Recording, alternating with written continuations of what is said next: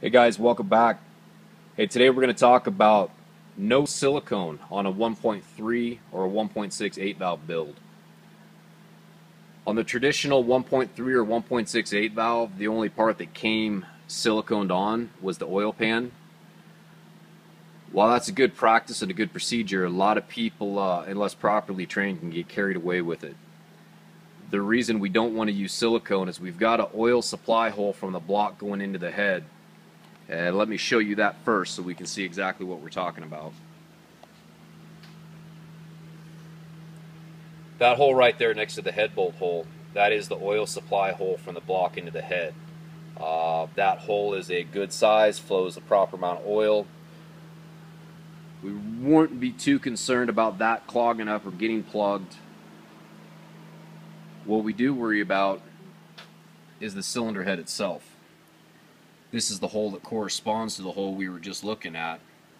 And you notice that it's got a little 5mm Allen head fitting in there with a very small hole in the center.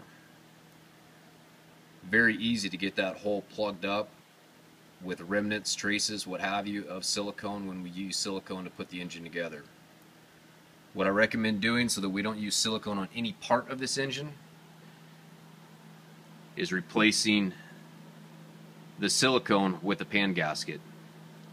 We can use new bolts of a proper length that will accommodate the thickness of the pan and then also the new gasket.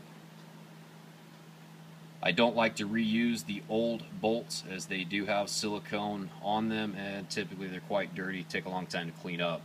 So 16 new bolts, 2 nuts, oil pan gasket, and we can make sure to not ever plug up that little tiny supply hole from the block into the head, because if we do, we've essentially fried the head and our engine is no good. Just a quick video of why not to use silicone on the 1.3 or 1.6.